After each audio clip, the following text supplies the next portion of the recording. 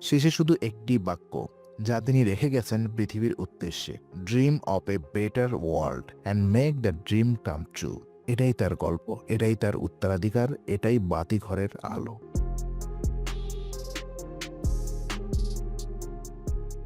তো ভাবুন, এক অন্ধকার ঘর, একটা পুরনো টেবিল, তার উপরে জ্বলছে একটা কেরোসিনের ল্যাম্প, দেওয়ালে টানানো একটি নকশা মিসাইলের, যার লাইনগুলো আর সাধারণ নয়, যেন ভবিষ্যতের পথরেখা। হঠাৎ একটা বাতাসের ঝাপটা, ল্যাম্পের আলো কেঁপে ওঠে, আর সেই আলোয় দেখা যায় একজন মানুষ। সাদা চুল পেছনে উঠছে, চোখে অদম্য স্বপ্ন, আর মুখে এমন নরম হাসি যেন পৃথিবীর সব ঝড় তার ভেতর দিয়ে বয়ে গেছে।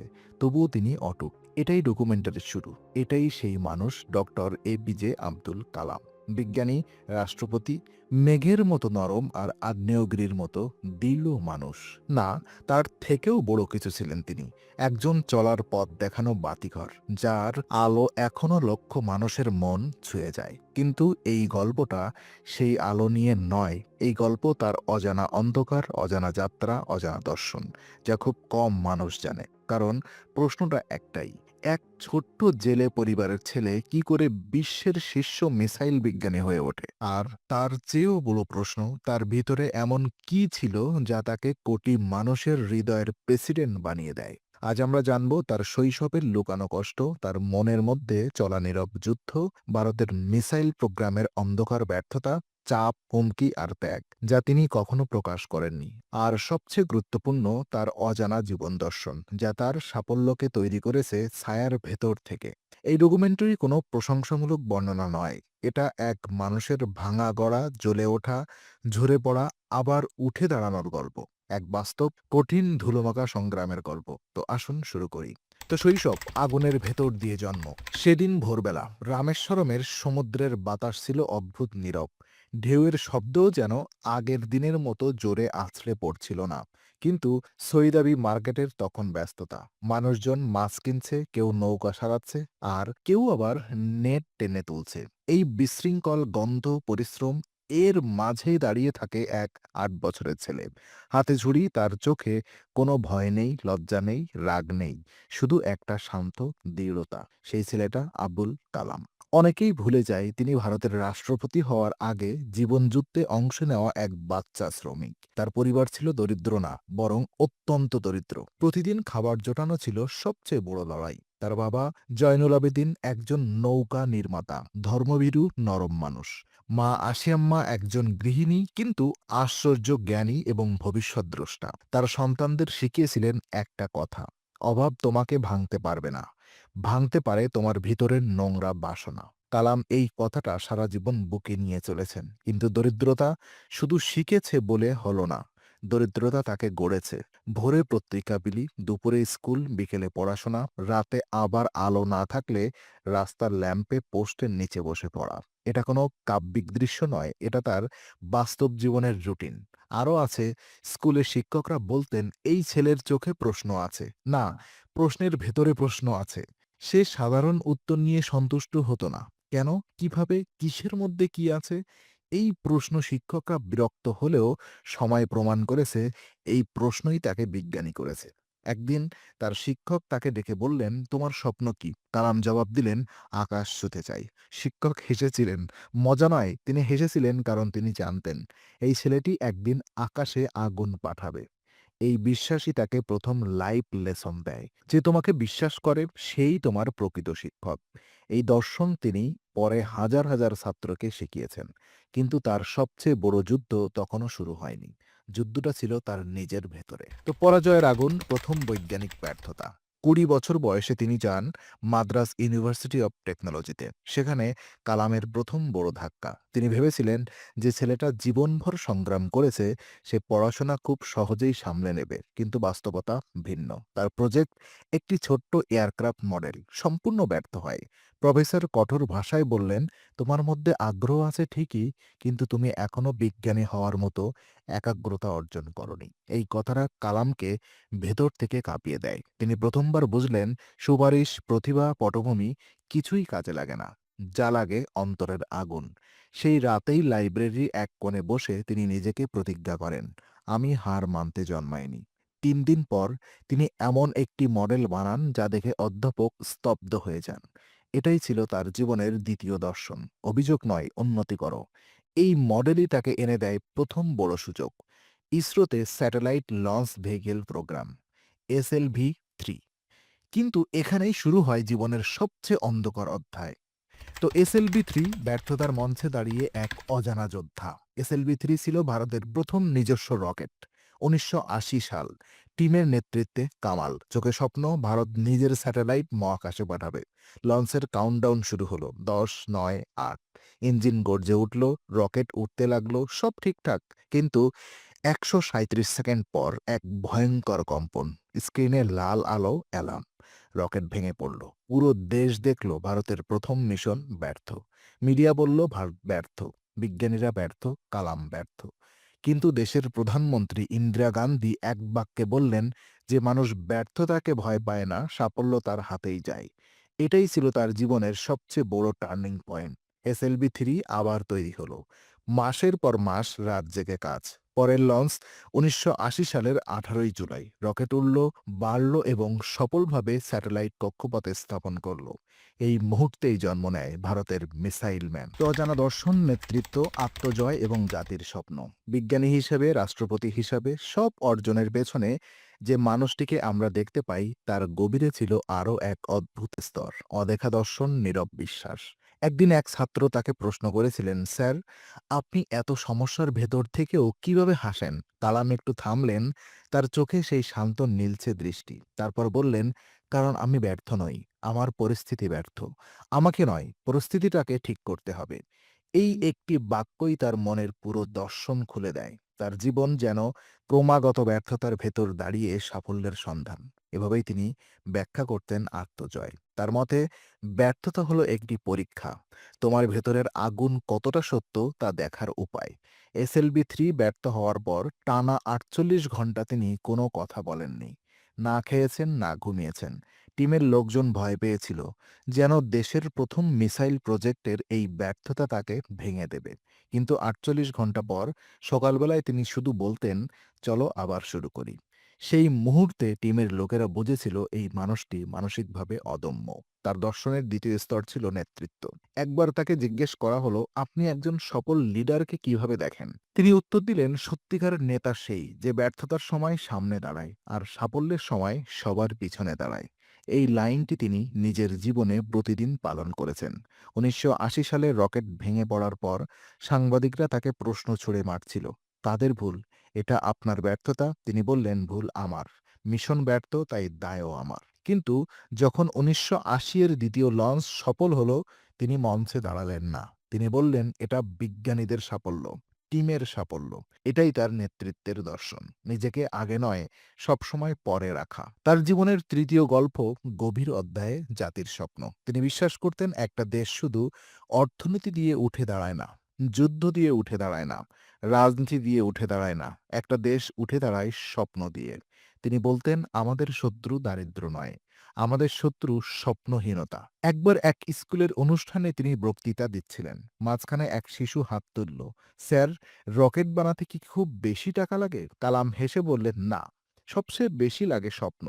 যদি তোমার স্বপ্ন থাকে, টাকা তোমার কাছে নিজে এসে দাঁড়াবে। শিশুটি দাঁড়িয়ে বলল, তাহলে আমি রকেট বানাবো। কালাম হাত বাড়িয়ে দিয়ে বললেন, আমি অপেক্ষা করব তোমার রকেট লঞ্চ দেখার জন্য। সেই মেয়ে আজ ভারতের অন্যতম রকেট ইঞ্জিনিয়ার। এটাই তার দর্শনের শক্তি। তিনি শুধু বিজ্ঞান শেখাননি, লোকদের ভেতরে স্বপ্ন জ্বালিয়ে দিয়েছেন। আর আরেক গোপন দর্শন, জ্ঞান মানে নম্রতা। তিনি বলতেন, যে বেশি জানে সে বেশি চুপ থাকে। অহংকার জ্ঞানের সবচেয়ে বড় শত্রু। তো মিসাইল প্রজেক্টের সময় বহু রাজনীতিবিদ, বড় বড় অফিসার, সামরিক নেতারা এসে তাকে আদেশ দিতেন, এটা করো, ওটা করো। তিনি কখনো রেগে যাননি, কখনো তর্ক করেননি। তিনি শুধু জবাব দিতেন, উইল ট্রাই। তারপর নিজের মতো করে দেশকে এগিয়ে নিতেন। আরও একটি দর্শন, গরিব ছাত্রই দেশের ভবিষ্যৎ। কারণ গরিব ছাত্র ব্যর্থতাকে ভয় পায় না, গরিব ছাত্র নিজের উপরে বিনিয়োগ করে, গরিব ছাত্র শেখার জন্য ব্যাকুল থাকে। একবার তিনি উত্তরপ্রদেশের এক গ্রামে গিয়েছিলেন। স্কুলের ছাদ ভাঙা, চেয়ার নেই, বেঞ্চ নেই, ছাত্ররা মাটিতে বসে। কিন্তু তাদের চোখে ছিল আলো। কালাম মঞ্চে উঠে দাঁড়ালেন, তার বক্তৃতা শেষে এক ছেলেকে জিজ্ঞেস করলেন, তুমি বড় হয়ে কি হতে চাও? ছেলেটা বলল, স্যার আমি পুলিশ হতে চাই, যাতে গ্রামের কেউ খারাপ না হতে পারে। কালাম সেই মুহূর্তে বুঝেছিলেন এই দেশকে বাঁচিয়ে রাখছে এই ছোট্ট ছেলের বড় স্বপ্নগুলো। তার কাছে নেতৃত্ব মানে রাজনীতি না, মানুষকে ভালোবাসা। আর আত্মজয় মানে নিজের ভয়, দুর্বলতাকে জয় করা। এভাবেই তিনি গড়েছিলেন নিজের অজানা দর্শন, যার আলো আজও লক্ষ মানুষকে পথ দেখায়। তো রাষ্ট্রপতি ক্ষমতা নয়, মানুষের প্রেসিডেন্ট। ২০০২ সালে এক অদ্ভুত দৃশ্য ঘটেছিল। দেশের সব রাজনৈতিক দল, যারা প্রতিদিন নিজেদের সঙ্গে লড়াই করে, একটি মাত্র বিষয়ে একমত হয়, রাষ্ট্রপতি হওয়া উচিত ডক্টর এপিজে আব্দুল কালাম। সেদিন তিনি দাঁড়িয়েছিলেন এক কোণে, চশমা চোখে, সাদা চুল উড়ছে, হাতে একটা পুরনো ফাইল, আর মুখে সেই শিশু সম শান্তি। প্রেস কনফারেন্সে সাংবাদিকরা প্রশ্ন করলেন, স্যার আপনি কি রাজনীতিবিদ? তিনি হাসলেন, তার উত্তর, আমি শিক্ষক, আমি মানুষের সেবক। এই মুহূর্তেই দেশ বুঝে যায় এমন রাষ্ট্রপতি তারা আগে কখনো দেখেনি। রাষ্ট্রপতি ভবনে তার জীবন ছিল বাকিদের থেকেও আলাদা। বিলাসিতা তার পছন্দ ছিল না। তিনি নিজের ঘরেই সাধারণত একা থাকতেন, নিজে বিছানা গোছাতেন, নিজে কাপড় ভাঁজ করতেন, নিজেই নিজের বই সাজাতেন। একবার তার নিরাপত্তারক্ষী তাকে বললেন, স্যার আমরা করতে পারি, আপনি কেন এসব করছেন? তিনি বললেন, কাজ করলে মন বিনয়ী থাকে। তিনি একটি কথা বারবার বলতেন, পদ আমাকে বদলাতে পারেনি, আমি পদকে বদলেছি। রাষ্ট্রপতি হিসেবে তার সবচেয়ে আলোচিত দিক মানুষের প্রতি তার দুর্দান্ত ভালোবাসা। তিনি দেশব্যাপী ঘুরতেন, বিশেষ করে স্কুলে। তিনি শিশুদের সাথে সময় কাটাতে ভালোবাসতেন, কারণ তিনি বিশ্বাস করতেন শিশুরাই ভারতের সবচেয়ে বড় সম্পদ। একবার একটি স্কুলে তিনি বক্তৃতা করছিলেন, লাঞ্চ ব্রেক হয়ে গেছে, শিশুরা কোলাহল শুরু করেছে। শিক্ষকরা ভাবলেন অনুষ্ঠান স্থগিত করা হবে, কিন্তু কালাম বললেন, ওরা ক্ষুধার্ত, ওদের খাবার দাও, বক্তৃতা পরে হবে। তিনি কখনো রাষ্ট্রপতি শব্দকে নিজের উপরে চাপাতে দিতেন না। তিনি ছিলেন মানুষের প্রেসিডেন্ট, যে প্রেসিডেন্ট বাইরের লোকের মতো নয়, নিজের মানুষের মতো। কিন্তু কিন্তু সবকিছু এত মসৃণ ছিল না। রাষ্ট্রপতি ভবনে রাজনৈতিক দ্বন্দ্ব প্রতিটি সপ্তাহে দেখা দিত। মন্ত্রীদের চাপে তিনি অনেক সময় রাত জেগে ফাইল পড়তেন। অনেক ফাইলে তছনছ, বিতর্ক, দুর্নীতি। এসব তিনি জানতেন, দেখতেন, তবুও তিনি কখনো ভয় পাননি। একবার এক মন্ত্রী তাকে চাপ সৃষ্টি করার চেষ্টা করল। কঠিন ভাষায় বলল, এই বিল সই না করলে সরকার বিপদে পড়বে। কালাম শান্ত গলায় বললেন, দেশের ভবিষ্যৎ আমার কাছে আপনার সরকারের ভবিষ্যতের থেকে বেশি গুরুত্বপূর্ণ। মন্ত্রী স্তব্ধ হয়ে গেল। রাষ্ট্রপতি ভবনে উপস্থিত সবাই বুঝল এই মানুষটিকে ভয় দেখানো যায় না। তার রোল ছিল দেশের অভিভাবক, দেশের বিবেক, দেশের সৎ ছবি। তো রাষ্ট্রপতি হওয়ার পরও তিনি সাধারণত রুটিন বজায় রাখতেন।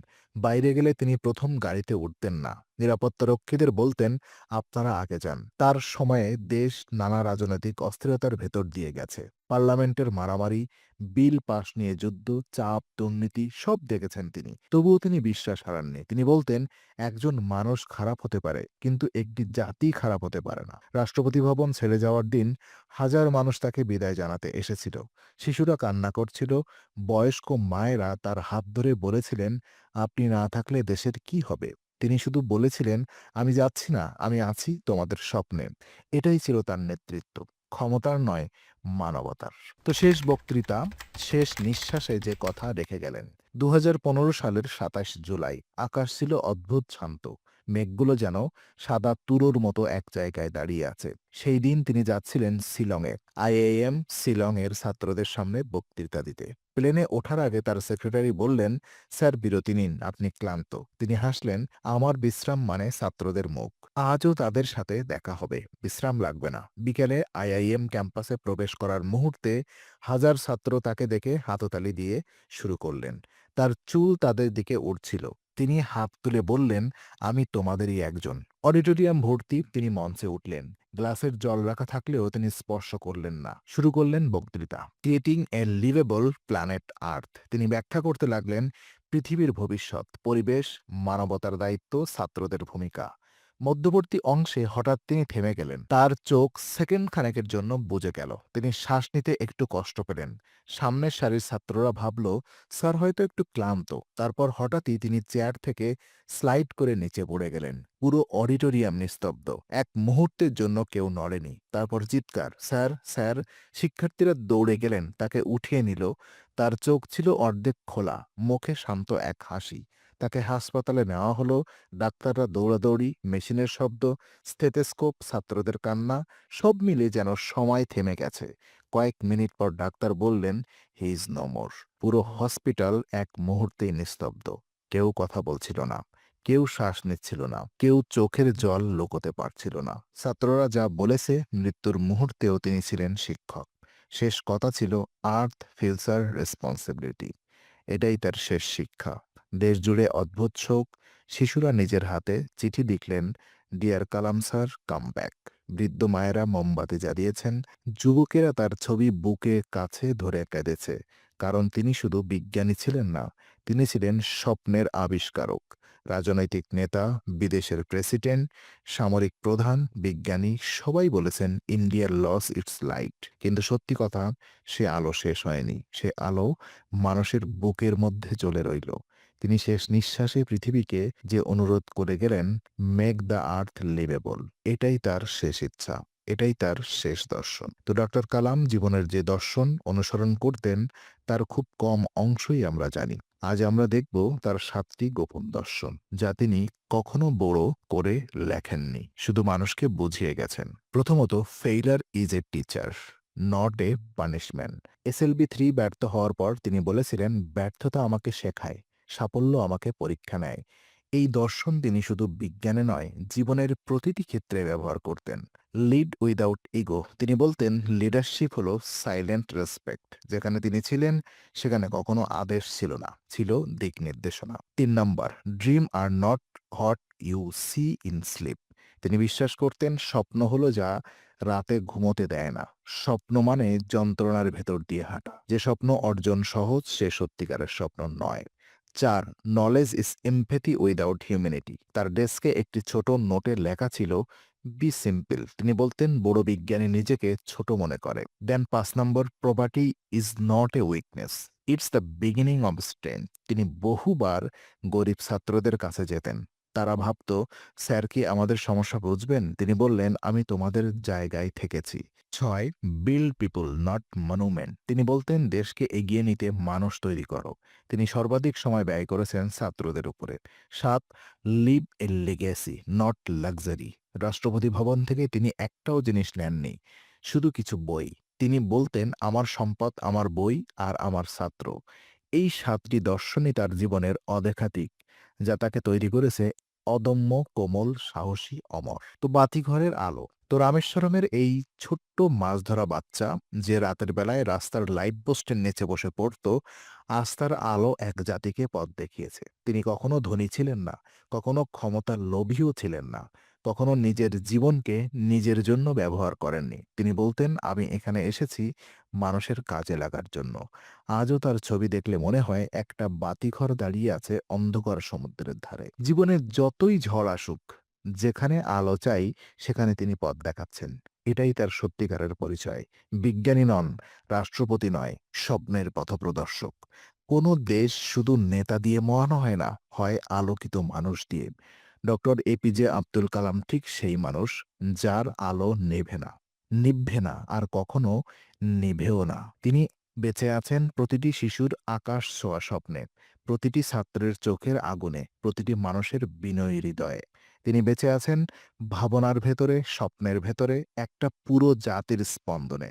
শেষে শুধু একটি বাক্য, যা তিনি রেখে গেছেন পৃথিবীর উদ্দেশ্যে, dream of a better world and make the dream come true.